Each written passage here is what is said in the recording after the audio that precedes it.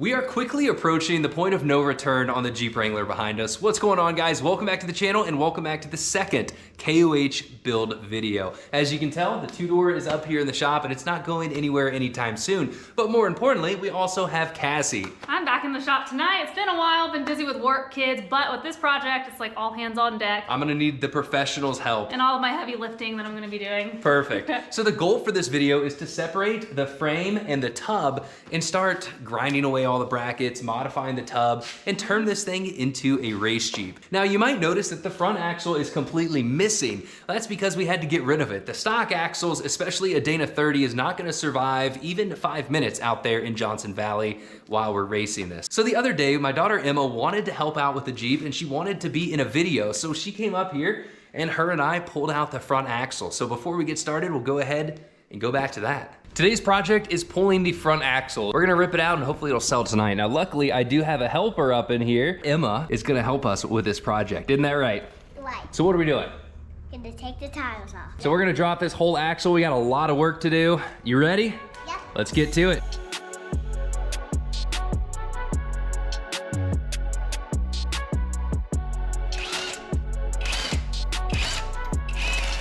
There we go. 1, 2, 3. So what did we just do? We take the tires. We took the tires off. Now the next step to dropping this axle, really there's no order to it, but what we're gonna do is take our drag link off of the pitman arm. So Emma has a wrench, and then once it's on there, good. Which way are we gonna turn it? I'll help you put it on. Should we tell them what size wrench to use? Let's see, what size is it? 27. Oh, that's actually a 21, but it does look like 27. All right, so now we're gonna run out of room up there, aren't we?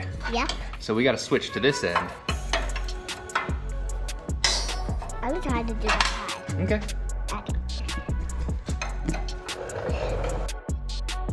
Even though the nut's loose, it's hard to get off, right? Right. So what a little trick is to get a big hammer, and if you have two, you hit both sides and it actually compresses the tapered pitman arm and squeezes it out. We only have one big mallet, so Emma's gonna hit this side, right here on the side. Yep, we're gonna hit the same side. 1. Since it's stuck on there, we're gonna use a pickle fork. Now the only issue with these pickle forks is it likes to tear the boot. So, you know, if you do wanna get your drag link off without messing up your boot, pickle fork is not the way to go, unfortunately. So let's see.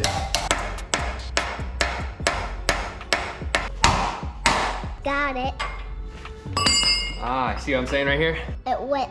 Yep, unfortunately. Luckily this side isn't as big of a deal because it's Why easy. did it wet?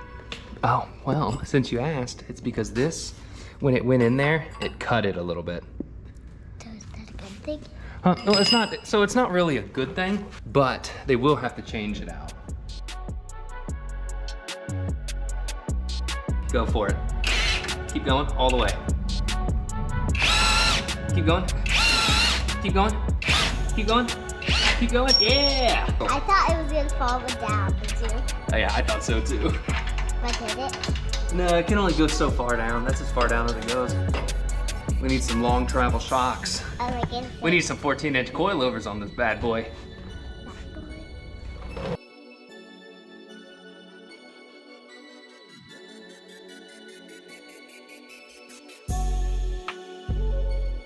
Press the green button. Stop. Let's see. Huh? No, I think that might be good. That's how you get the front axle out.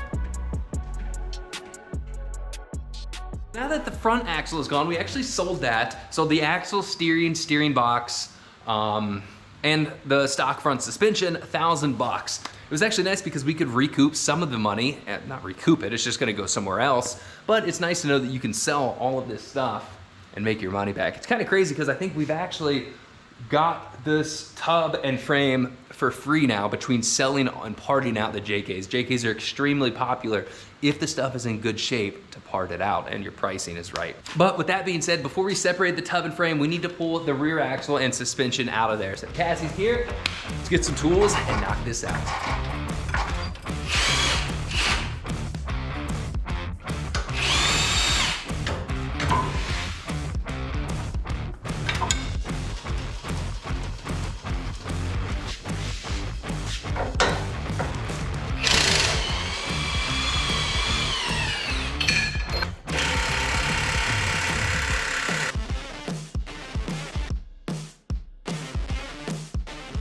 And just like that, the rear axle is out. Boom, Cassie is over there kicking something's butt.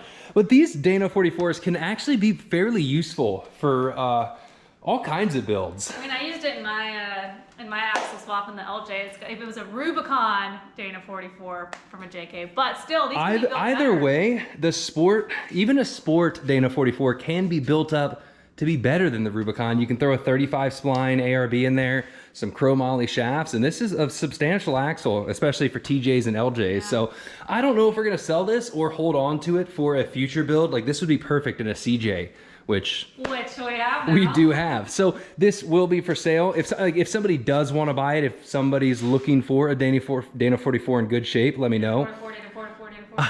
I said that with the engine in the last video, and I had a few people reach out, but unfortunately it sold like 5 minutes after we ripped it out. So if you are looking for a Dana 44 for a JK, let me know. It's a sport, no lock or anything, but if it doesn't sell, we'll just keep it. So with this out, it is time to go ahead and loosen all these body mounts. Separate the tub from the body.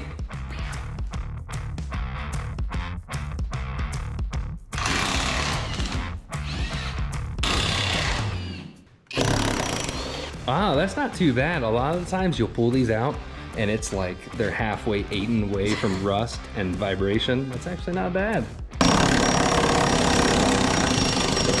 Now, unfortunately, the other two body mounts are being used by the arms on the lift. So I guess we'll go ahead and lower it down and put the jack stands on the frame, pop those two off.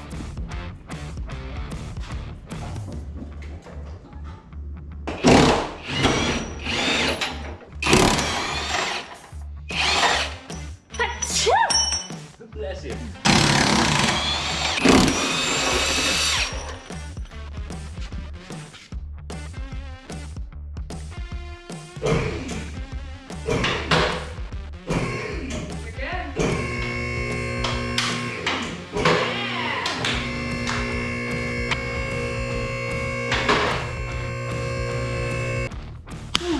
With the tub separated from the frame, we are good to go to start cutting both of these. Now, before we get into all that, I do want to talk a little bit about the chassis selection when it comes to off-road racing, whether it's King of the Hammers or Ultra4, and especially kind of how that ties into the rules. Now, there are multiple classes, which we talked about in the last video. We're building a 4500 class, which means we do have to start with a production vehicle chassis.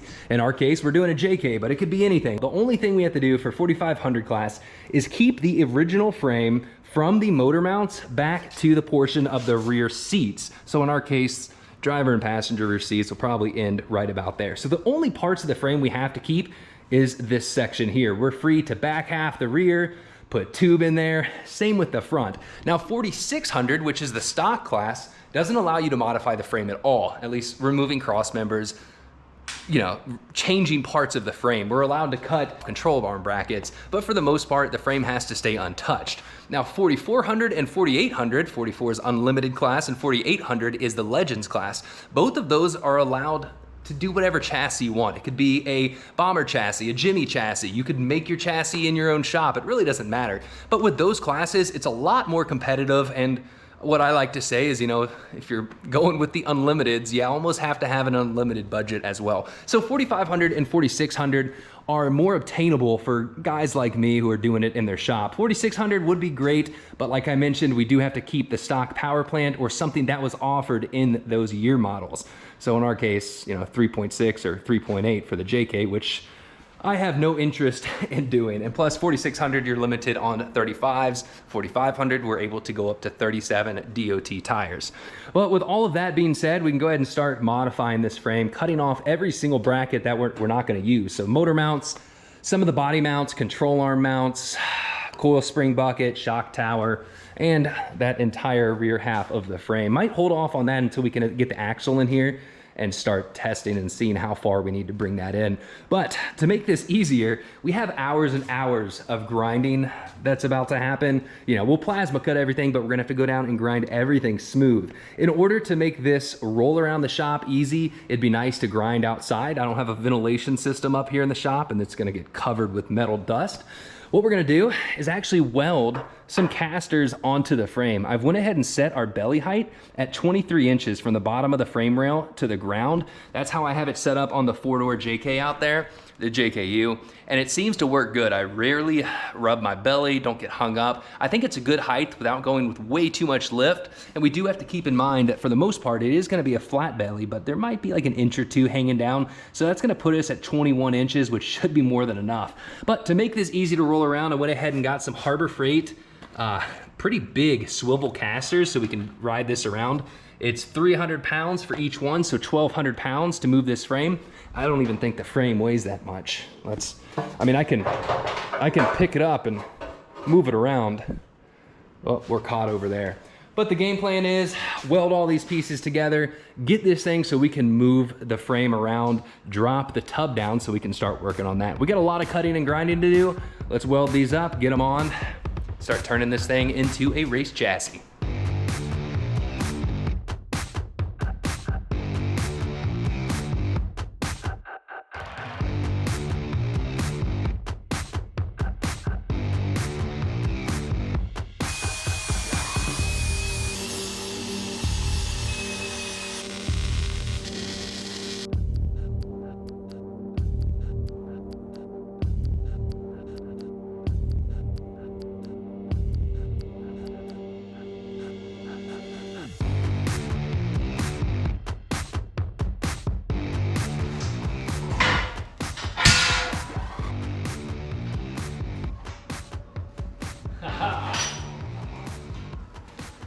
Well, looks like it actually works pretty well. If we need to, just lift it up, move it around. Oh man, this is perfect.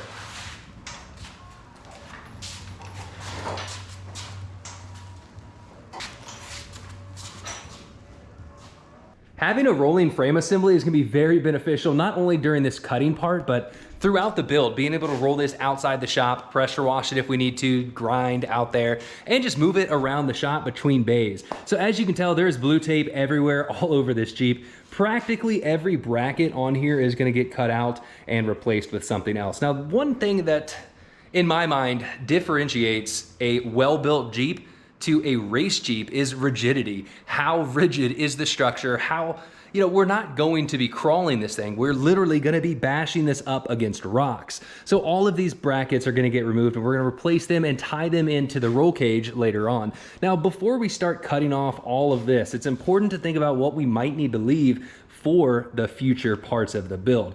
So if we started chopping off our cross member here, this cross member, chop the back half, all of that, the only thing holding our frame side to side would be our front bumper or this little piece here. And that's how you start tweaking your frame when you're building big projects like this. So for the meantime, we are gonna probably leave one of these two cross members, but in the end, they're both gonna get removed. The back half of the frame is gonna get cut off right about here somewhere. Might give us a little extra wiggle room so we can cut back as needed, but all of that is gonna be replaced by tubes. So it is time to go ahead and break out the plasma cutter and do a preliminary chop on all of these brackets. Now, I did not remove, as you can tell, there's no blue tape on the body mounts. We are gonna remove those. There's two reasons. One, rigidity. We're gonna have to ditch the rubber mount, solid mount, frame on tub. Secondly, I wanna drop the tub just a little bit so it's practically sitting on the frame hard mounted.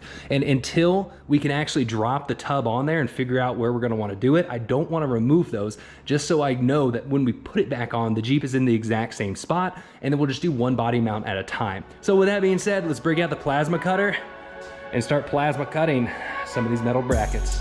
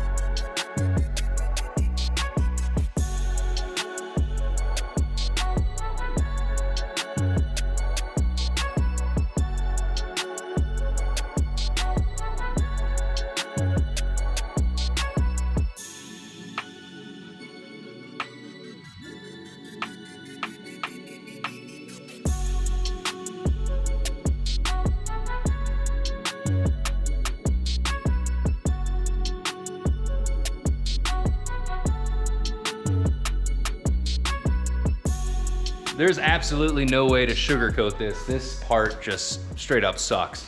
We've been grinding. Mike's been grinding since what, 1 o'clock, 2 o'clock? It's 7 now, so that's 6 hours on his end. I've been grinding since 3, it's 4. That's 10 hours of man labor grinding this. That's not even counting the plasma cutting yesterday. But we are left with a nice smooth frame. All those brackets are gone. So we're gonna have black boogers for days, if not weeks. And but like, if you're building a JK, 3-link front, 4-link rear, it's pretty common, and you pay a shop to do it, you gotta think they have to do all of this. At least they should be doing it, removing all the factory brackets, maybe not the motor mounts and whatnot, but there is a ton of work here. Now the next step is to go ahead and chop this back half. We're gonna leave plenty of room because it's not time to actually finish this back half kit. We're gonna have to wait till the axles here, wait until we can mock up the coilovers and bypasses. But for now, we're gonna go ahead and ditch this rear half. So we're gonna chop it right here in front of this rearmost cross member, and then eventually we'll probably bring it forward, but at least we'll have more metal to work with. A sawzall takes 5 minutes, but building back is gonna take hours. So let's make the final chop.